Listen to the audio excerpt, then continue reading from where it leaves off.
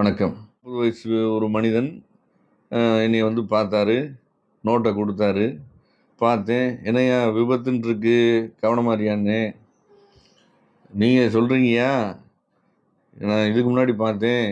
எப்படியும் உயிர் பிரிஞ்சிரும். அடிச்சுருவாங்க. கண்டம் இருக்குப்பா.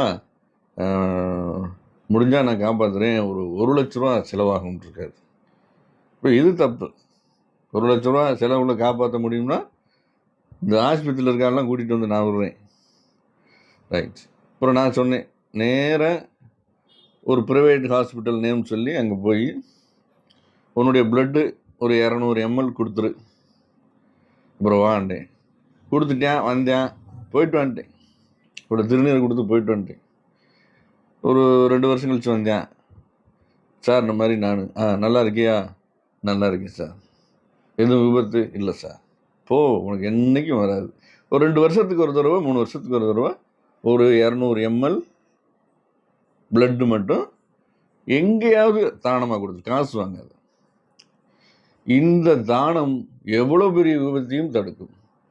அந்த கிரகங்களுக்கு தேவை நீ ரத்தம் சிந்தணும், அவ்வளோதான். அதை நம்மளே முன்னக்கூடியே செஞ்சிட்டோம்னா நம்ம பெரிய விபத்துலேருந்து தப்பிச்சிடலாம். இது என்னையா செலவு இருக்குது? நீ போய் பிளட்டு கொடுத்தீங்கன்னா உங்களுக்கு பிஸ்கட்டு, பழம் உங்களை எப்படி கவனிக்கிறாங்க? அப்போ ஒரு உயிரையும் காப்பாற்றுறோம், நம்மளும் தப்பிச்சிடுறோம். செய்யலாமா? வாங்க. நன்றி.